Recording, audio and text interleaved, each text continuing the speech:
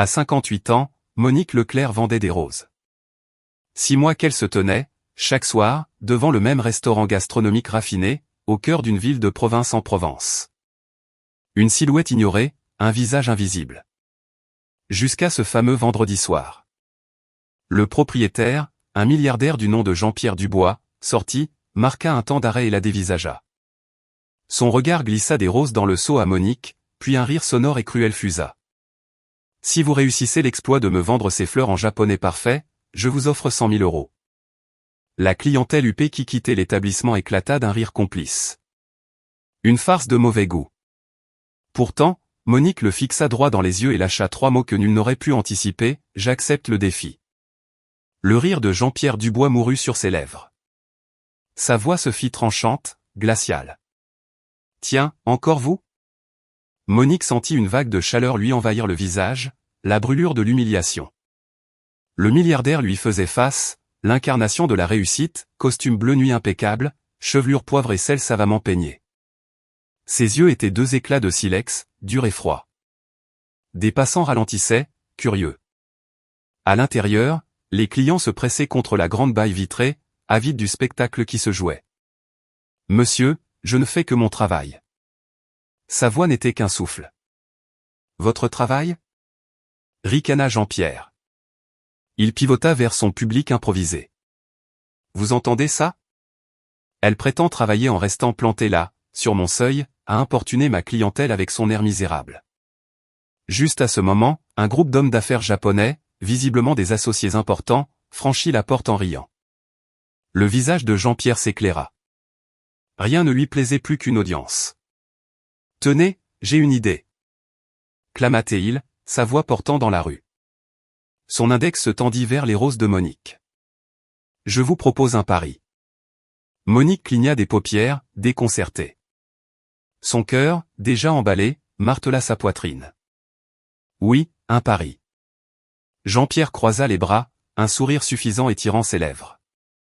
Il jeta un regard à ses associés japonais, qui observaient maintenant la scène avec une attention soutenue.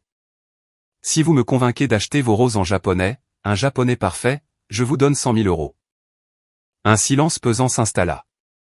100 000 euros. Le sol parut se dérober sous les pieds de Monique. Une somme pareille représentait plus de 10 années de sa vie de labeur.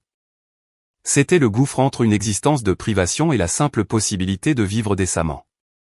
Mais Jean-Pierre n'attendait aucune réponse. Il savourait déjà sa défaite, son humiliation publique. Il s'attendait à ce qu'elle courbe l'échine et disparaisse. C'était impensable. Une marchande de fleurs maîtrisant le japonais ? L'idée seule était risible. Il jubilait. Ses associés arboraient des sourires gênés. Un japonais parfait, j'insiste, répéta-t-il avec emphase. Vocabulaire choisi, prononciation irréprochable.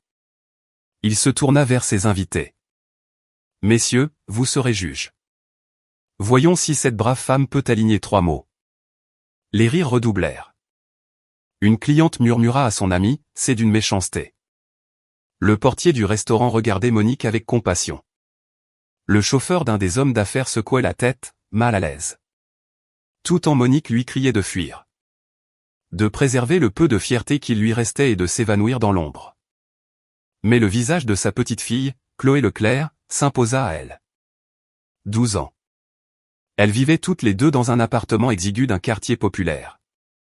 Cette petite qui portait un uniforme reprisé, qui mangeait des coquillettes au dîner sans jamais une plainte. 100 000 euros, c'était la promesse d'un avenir pour elle. Monique redressa la tête.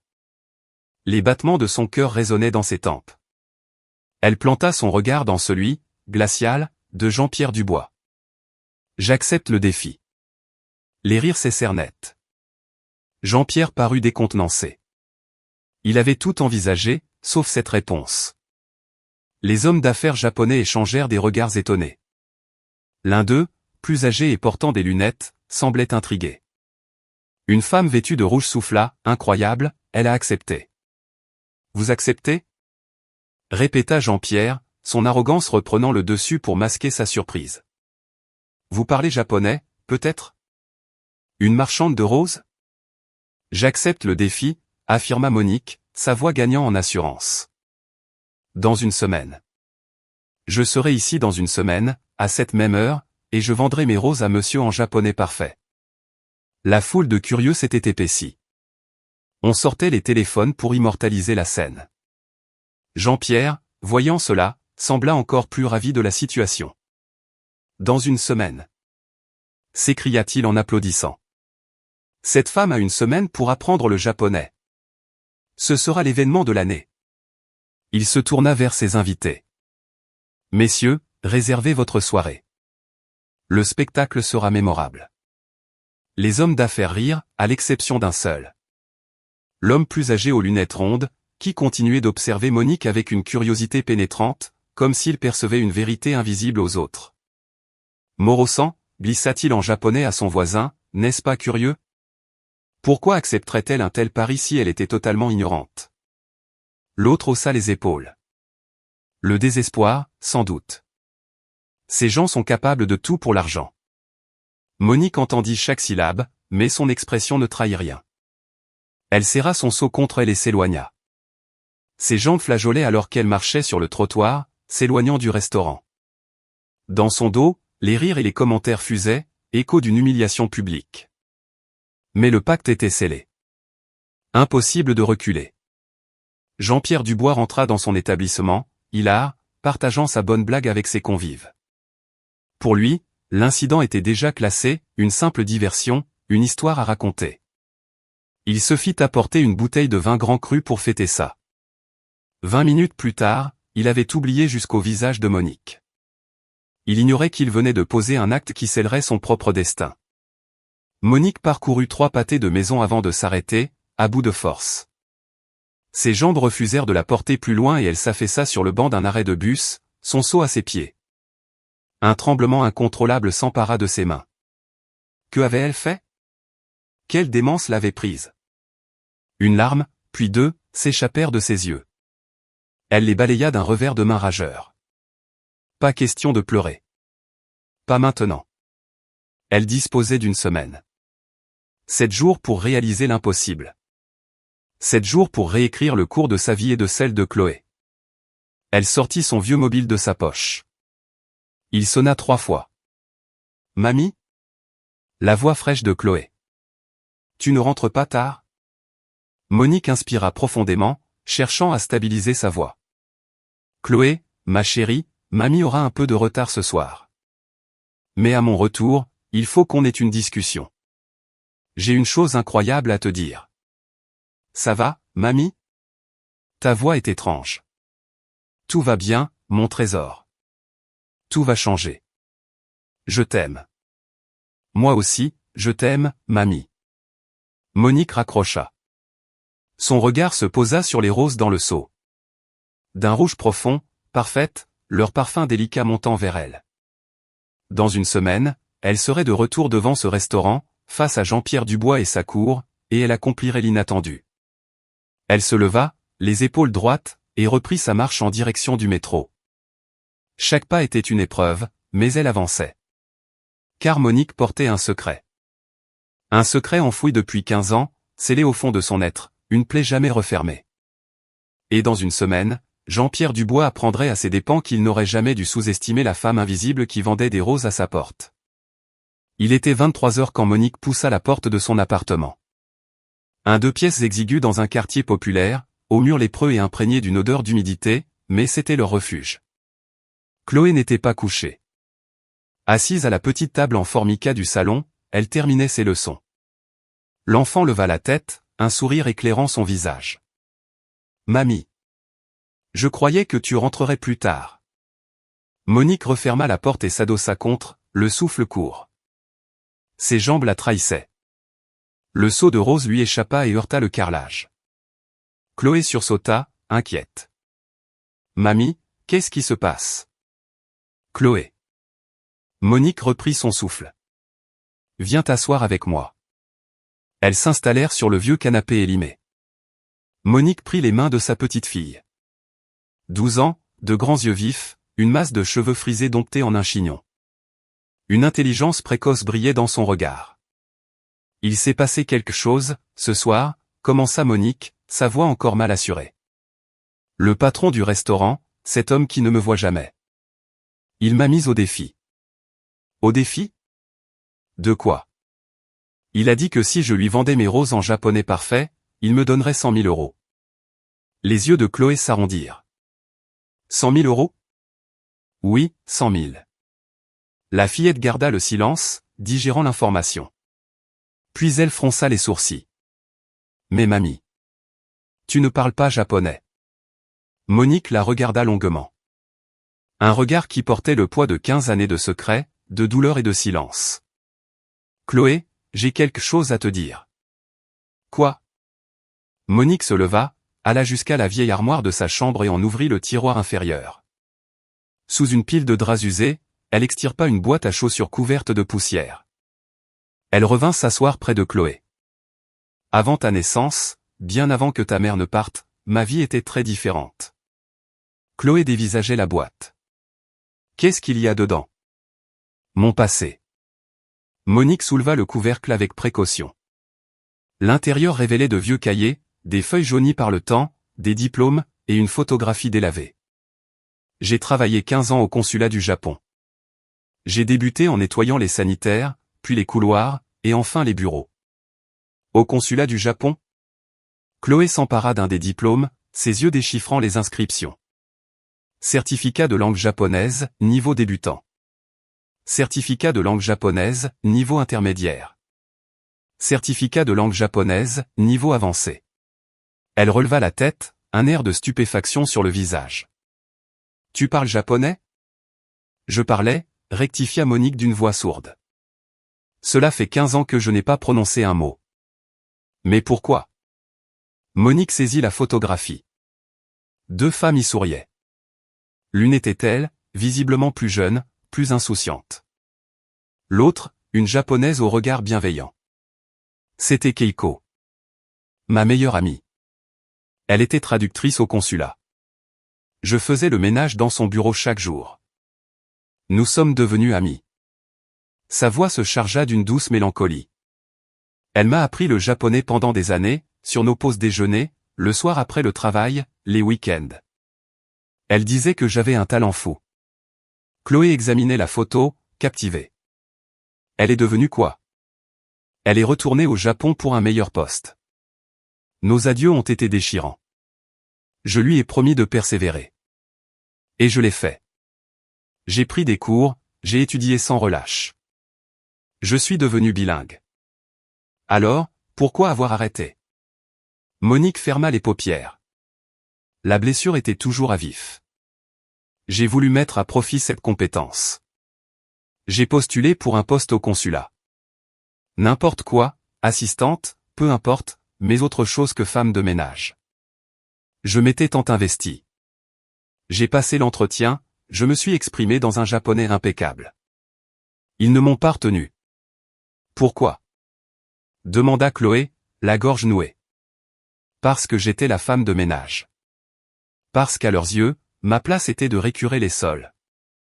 Les larmes perlaient aux cils de Monique. Ils me l'ont dit sans détour. Que j'étais très compétente dans mes fonctions actuelles, que je devrais m'en contenter, que je n'avais pas le standing pour représenter le consulat. Chloé serra la main de sa grand-mère. Mamie. 2 mois plus tard, j'étais licencié. Compression de personnel. 15 ans de ma vie, balayés. Alors, je n'ai plus jamais parlé japonais. J'ai tout enfermé dans cette boîte. C'était trop douloureux de me souvenir. Un long silence emplit la pièce, seulement percé par les bruits de la ville. Monique sécha ses joues. Chloé la contemplait, les yeux humides. Et maintenant? Demanda-t-elle doucement. Maintenant, une chance s'offre à moi. 100 000 euros, Chloé. De quoi quitter cet endroit? De quoi t'offrir une vraie chambre? De quoi créer ma propre activité? De quoi vivre, enfin, et non plus seulement survivre. Mais, tu t'en souviens? Après 15 ans? Je n'ai rien oublié. Monique prit un cahier et l'ouvrit. Des pages et des pages de calligraphie japonaise. Kanji, hiragana, katakana. Tout est là, dans ma mémoire. C'était juste verrouillé à double tour. Il est temps de rouvrir la porte. Chloé se jeta au cou de sa grand-mère. Alors on va l'ouvrir ensemble, mamie. Pour la première fois de la soirée, les lèvres de Monique s'étirèrent en un sourire. Ensemble. Le défi, c'est pour quand? Dans une semaine. Vendredi prochain, même heure. On a donc 7 jours. Chloé se redressa, une lueur de détermination dans le regard. On va s'entraîner. Je vais t'aider. On va lui montrer, à cet homme, qu'il a fait la plus grosse erreur de sa vie. Monique admira sa petite fille. 12 ans, et une telle force, une telle confiance. Il s'est moqué de moi devant tout le monde, Chloé. Il m'a humilié. Alors on va lui rendre la monnaie de sa pièce. Mais avec classe. L'enfant s'empara des cahiers. Apprends-moi des mots. Comment dit-on rose en japonais? Monique sourit. Elle prit un cahier, l'ouvrit à une page précisée, pour la première fois en 15 longues années, elle prononça un mot japonais. Bara, dit-elle, sa voix douce et claire. Rose se dit Bara. Chloé répéta, Bara. C'est exact, mon trésor. Elles veillèrent toute la nuit, grand-mère et petite-fille, plongées dans les vieux cahiers, exhumant des mots oubliés, élaborant un argumentaire. Monique sentait sa langue engourdie, les mots hésitants. Mais tout était là, intact, préservé. Et au fil des heures, à mesure que les mots lui revenaient, Monique sentit renaître en elle un sentiment qu'elle croyait mort depuis longtemps, l'espoir. Jean-Pierre Dubois l'ignorait, mais son pari cruel n'avait pas simplement humilié une vendeuse de roses. Il avait réveillé une force endormie, une force puissante. Une force qui allait tout bouleverser. Samedi matin, Monique se leva courbaturée. 3 heures de sommeil à peine. Peu importait. Le compte à rebours avait commencé. 7 jours. Il fallait que ce soit suffisant. Chloé était déjà à table, dégustant des tartines de pain et de confiture. Elle leva les yeux et sourit à sa grand-mère. Bonjour, Sensei. Monique esquissa un rire. Sensei. Je ne suis qu'une vendeuse de roses. Pour l'instant. Chloé désigna un cahier. Aujourd'hui, mission observation. Étudie ton adversaire, mamie. Monique se posta sur la rue principale vers midi. Le restaurant était encore fermé. Elle vendit quelques roses, et attendit. À 18 heures, une luxueuse berline allemande se gara. Jean-Pierre Dubois en descendit. Costume gris impeccable, montre ostentatoire, il hurlait dans son téléphone. Il pénétra dans l'établissement sans un regard pour le monde extérieur. Une jeune serveuse arriva en courant, visiblement en retard. Elle ressortit 2 minutes plus tard, en pleurs. Jean-Pierre la suivit sur le pas de la porte, vociférant, « Le retard est intolérable ici. Je ne vous paie pas pour arriver à votre guise. Monsieur, je suis désolé, le tramway est tombé en panne. » Le tramway?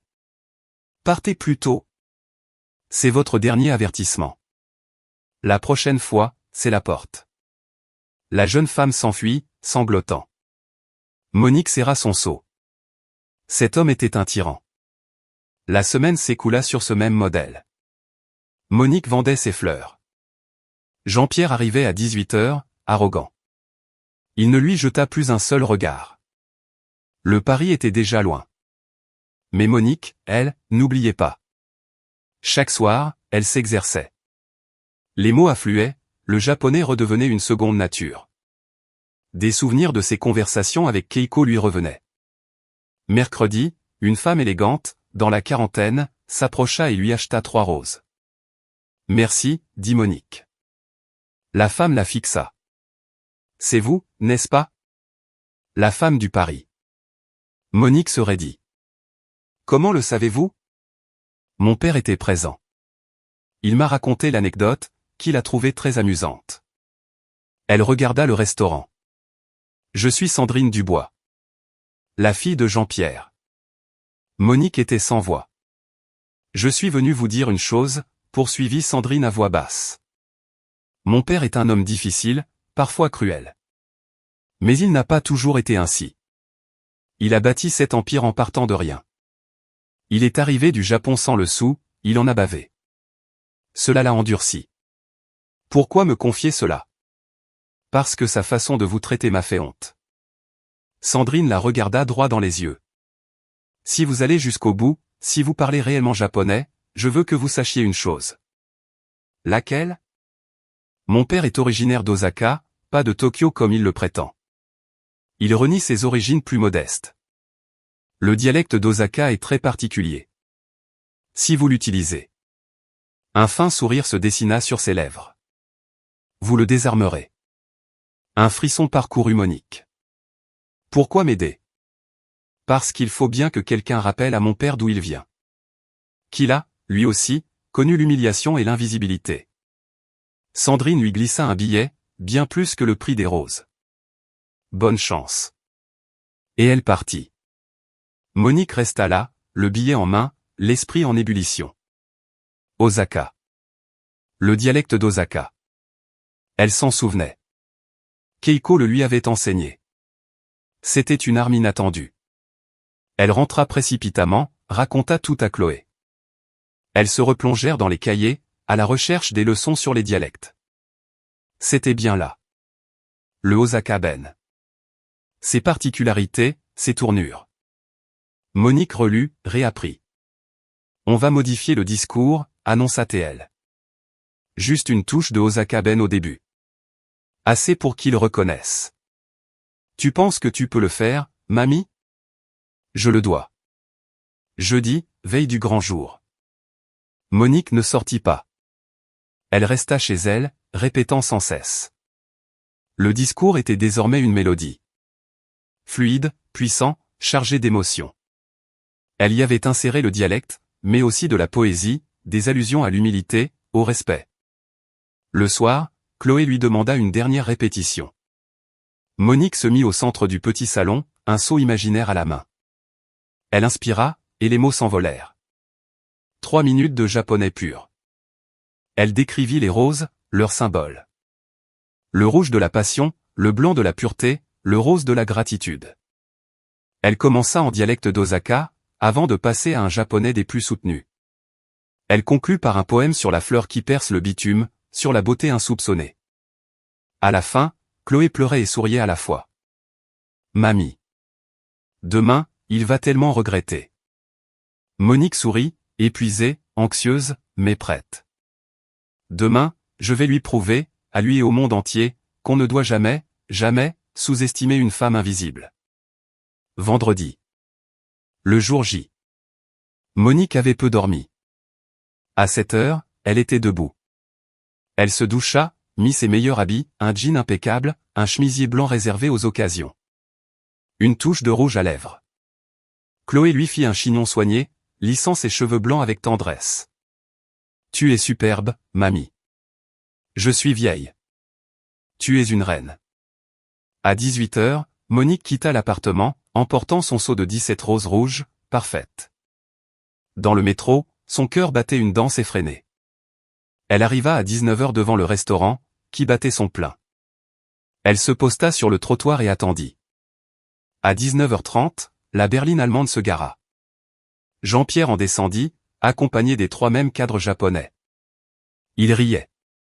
Il s'arrêta sur le seuil, et son regard la croisa. Il fronça les sourcils, un instant dérouté, puis la mémoire lui revint.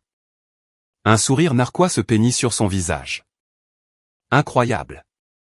S'exclama-t-il à l'attention de ses convives. Regardez qui est là. La vendeuse de roses est revenue. Les cadres semblaient curieux. Le plus âgé, celui aux lunettes, eut un léger sourire, comme s'il s'y attendait. Jean-Pierre s'avança vers Monique. Alors? Ce japonais parfait, on y est? Une semaine d'études intensives? Monique ne dit rien, le fixant avec une calme détermination. Il rit. Le chat a mangé sa langue, on dirait. Alors, Monique fit un pas en avant et déclara « Je suis prête ». Jean-Pierre se tourna vers les cadres. « Messieurs, le rideau va se lever. » Il applaudit pour attirer l'attention générale. Clients et employés se tournèrent vers eux. Les smartphones étaient de sortie. « Mesdames et messieurs !» cria-t-il. La semaine dernière, j'ai parié 100 000 € que cette dame ne pourrait pas me vendre ses roses en japonais parfait. Et la voici. Des rires, des murmures. La pauvre, entendit-on. Monique ne s'y a pas. Le cadre le plus âgé s'interposa. Dubois-San, dit-il en japonais, une promesse est une promesse. Écoutons-la. Jean-Pierre balaya l'air de la main. Évidemment. Je suis un homme d'honneur. Il se tourna vers Monique, goguenard. La scène est à vous. Montrez-nous vos talents acquis sur YouTube. Nouveau ricanement. Monique inspira profondément. Elle balaya du regard l'audience. Une trentaine de personnes, suspendues à ses lèvres, attendant sa chute. Elle ferma les yeux un instant. L'image de Chloé. Le souvenir de Keiko. 15 ans de silence forcé. Toutes les humiliations, toutes les portes fermées. Elle rouvrit les yeux et sa voix s'éleva. Bonsoir, dit-elle en français, avant de basculer. Son timbre changea, plus mélodieux, plus assuré. Les premiers mots japonais s'envolèrent, dans le dialecte d'Osaka. Un salut respectueux au cadre, avec cet accent si particulier. Le plus âgé écarquilla les yeux. Jean-Pierre fronça les sourcils. Monique enchaîna, dans un japonais formel cette fois. Elle prit une rose rouge et se lança dans une description poétique. Elle parla de sa symbolique dans la culture nippone, la passion, le respect. Sa prononciation était d'une pureté absolue. Le silence était total. Plus un rire. Les téléphones filmaient maintenant avec une attention religieuse. Tous la regardaient, stupéfaits. Jean-Pierre était blême, les yeux exorbités. Ce n'était pas possible. Monique prit une rose blanche. Elle parla de pureté, de renouveau, de la beauté qui naît de l'adversité. Elle cita de la poésie classique japonaise, des vers enseignés par Keiko. Les cadres japonais étaient subjugués.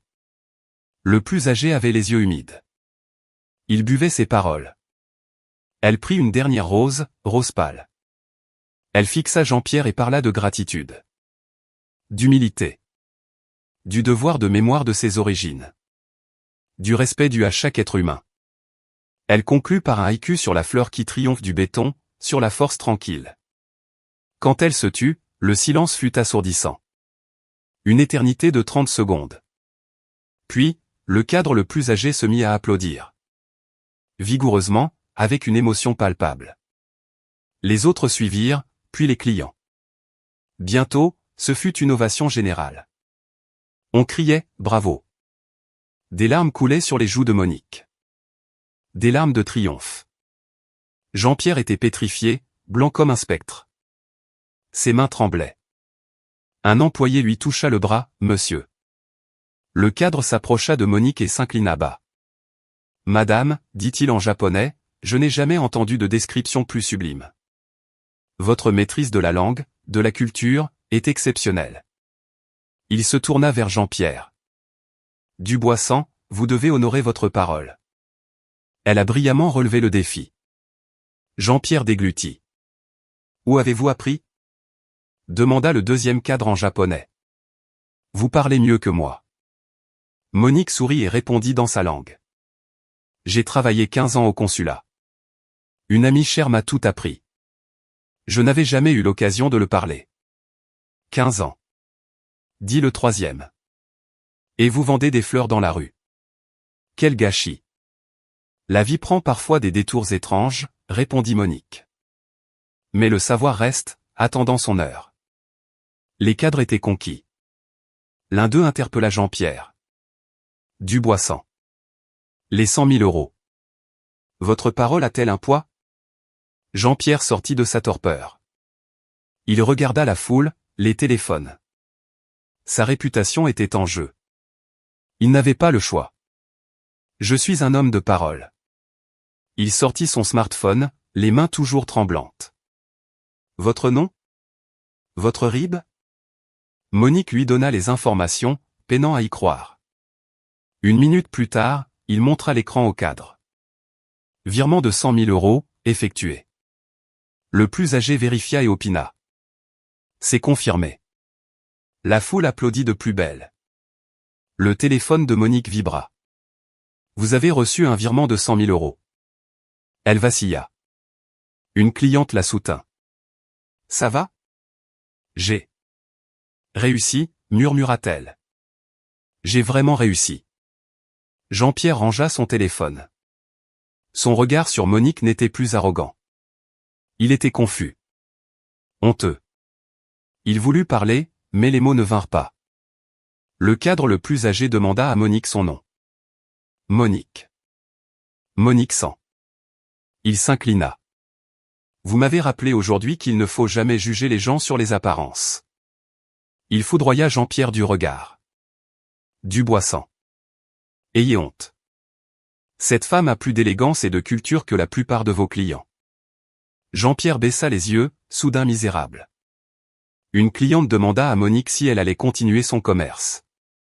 Monique regarda ses roses, son téléphone, la foule. Et sourit. Pour le moment, oui. Mais avec dignité. Nouveaux applaudissements. En 5 minutes, toutes ces roses furent vendues.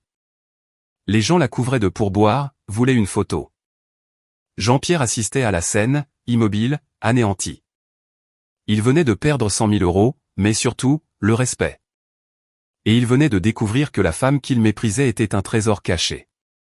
Monique prit congé, remercia tout le monde, et s'éloigna, emportant sa victoire, sa revanche, et les 100 000 euros qui allaient tout changer.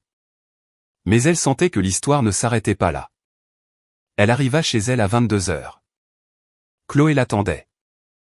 Alors ? Monique ne put que lui montrer l'écran du téléphone. 100 000 euros. Chloé poussa un cri strident, sauta au cou de sa grand-mère. Mamie. Tu l'as fait. Tu l'as fait. Elles tombèrent sur le canapé, entre rire et larmes. 15 ans de souffrance, vengés en un instant. Raconte-moi tout. Monique obtempéra, décrivant chaque détail. Le silence, l'émotion des cadres, la pâleur de Jean-Pierre, l'ovation. Chloé écoutait, fascinée. Il doit se sentir minable, conclut-elle. Il l'était. Tu aurais dû voir son visage. C'est bien fait pour lui. Chloé la serra de nouveau. Mamie, tu es une super-héroïne. Tu l'as toujours été. C'est juste que maintenant, les autres le savent aussi. Elles passèrent la nuit à rêver à leur nouvelle vie. 100 000 euros. Un nouveau départ. Pendant ce temps, à l'autre bout de la ville, Jean-Pierre Dubois était seul dans son bureau sombre, un verre de whisky à la main. Le téléphone sonna. C'était Sandrine. Papa ? J'ai vu. C'est partout sur Internet. Plus de 100 000 vues. Il ferma les yeux. Je sais. Tu as voulu l'humilier, et c'est elle qui t'a anéanti. Sandrine. Je ne savais pas. Tu ne savais pas qu'elle était un être humain, avec une histoire, une dignité ? Papa, quand es-tu devenu cet homme ? Silence. Tu n'étais pas comme ça, reprit Sandrine, plus doucement. Quand j'étais enfant, tu te souviens de notre arrivée en France ? De notre minuscule appartement dans ce quartier populaire ? Tu as fait la plonge, tu as été maçon. Je me souviens. On t'a exploité, on t'a humilié parce que tu étais un immigré. Tu as souffert, papa. Comment peux-tu infliger la même chose aux autres ? Il n'avait pas de réponse. Son regard tomba sur une vieille photo de lui, jeune et souriant, avec sa femme et Sandrine bébé. Que me suis-je fait ? Murmura-t-il. Tu as oublié d'où tu viens. L'argent t'a fait croire que tu étais supérieur. Cette femme, Monique, t'a donné une leçon. J'espère que tu sauras en tirer les conséquences. Elle raccrocha. Jean-Pierre resta seul, écrasé par la honte. Les mots de Monique sur l'humilité, le respect, ses origines. C'était à lui qu'elle s'adressait. Il chercha les vidéos sur son téléphone. Il se vit, arrogant, puis défait. Il lut les commentaires assassins. Il finit son verre et, pour la première fois depuis des lustres, il se sentit misérable. Non pour l'argent perdu, mais pour l'homme qu'il était devenu. Samedi matin, Monique se réveilla, encore incrédule. L'argent était bien là. Chloé lui montra son téléphone. Mamie, tu es une star du web. Des milliers de vues, de commentaires élogieux. Le téléphone sonna. Numéro masqué. Allô, Monique Leclerc? Camille Bernard, journaliste. J'ai vu les vidéos. Je voudrais raconter votre histoire. Une interview? Votre histoire inspire des milliers de gens. Monique regarda Chloé, qui hochait la tête avec vigueur. D'accord. Lundi, Monique raconta son histoire à la journaliste émue. Il s'agit de dignité, dit Monique, de ne plus être invisible. L'article fit la une du journal local. Les radios, les télés s'emparèrent de l'histoire. Jeudi, l'interphone sonna. Allô? Monique Sans? C'est Moreau. L'un des cadres. Il monta et, dans le petit salon, lui fit une proposition. Je dirige une société d'import-export avec le Japon. Nous cherchons une consultante culturelle. Une personne qui maîtrise la langue et les codes, qui a de la sensibilité. Vous me proposez un travail? Un excellent salaire, des avantages. Mais, monsieur, j'ai 58 ans, je vends des fleurs. Vous avez 15 ans d'expérience, une maîtrise parfaite du japonais et une dignité qui ne s'achète pas. L'âge est un atout. Monique regarda Chloé, bouche bée. Je dois réfléchir. Moreau lui laissa sa carte. Mamie. S'écria Chloé dès la porte refermée.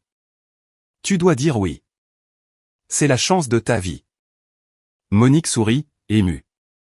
En une semaine, tout avait changé. 2 semaines plus tard, elle acceptait le poste. Le bureau était dans un quartier d'affaires chic. Ses nouveaux collègues l'applaudirent. Elle et Chloé emménagèrent dans un bel appartement d'un quartier résidentiel. Chloé avait enfin sa propre chambre. La vie était douce. Mais Monique évitait le quartier du restaurant. Un soir, l'interphone sonna. Monique Sans? C'est Sandrine. Elle monta, les yeux rougis. C'est mon père. Il ne va pas bien. Depuis cette soirée, il est méconnaissable. Il a fermé 3 jours, il a bu, il a pleuré. Il a rouvert, mais il est différent. Il est gentil, il s'est excusé auprès de tout le monde, il a augmenté les salaires. Il n'arrête pas de parler de vous. Il voudrait vous voir, s'excuser en personne. Monique hésita. Je ne sais pas. Je comprends. Mais il n'est pas mauvais. Il s'était juste égaré. Vous l'avez réveillé. Monique pensa à Keiko et à sa foi en la rédemption. Où? Au restaurant. Demain soir. Il le fermera pour vous. Il veut cuisiner pour vous. Un dîner japonais, en signe de respect. Chloé, qui avait tout entendu, dit, tu n'es pas obligée, mamie. Mais elle regarda Sandrine. D'accord, je viendrai. Le lendemain, nerveuse, elle se rendit au restaurant. Sandrine l'accueillit. Une seule table était dressée. Jean-Pierre était en cuisine, en tablier. Il s'approcha et s'inclina profondément. Monique Sans, dit-il en japonais. Merci d'être venu. Il n'était plus le même homme. Il lui servit une soupe miso. Au Japon, expliqua-t-il, cuisiner pour quelqu'un est la plus profonde des excuses. Il s'assit. Monique Sans, pardonnez-moi. Je vous ai humilié. Vous ne méritiez pas ça. En parlant japonais, en évoquant Osaka, ma ville, vous m'avez tendu un miroir. J'ai vu le monstre que j'étais devenu. Moi qui avais connu l'humiliation en arrivant en France. L'argent m'a corrompu. Vous m'avez sauvé. Il lui servit d'autres plats, sashimi, tempura, iyayako. J'ai changé. J'ai augmenté les salaires, je crée un fonds pour les vendeurs de rue. Des bourses d'études du japonais. En votre honneur. Monique était bouleversée. Jean-Pierre Sans, dit-elle en japonais, l'important n'est pas l'erreur, mais la leçon. Vous avez appris. Ils dînèrent, partageant leurs histoires. En partant, il lui dit, merci de m'avoir rappelé qui j'étais. 3 mois plus tard, en décembre, Monique se promenait après le travail. Moreau l'appela. Monique Sans, vous êtes promue. Coordinatrice des relations culturelles.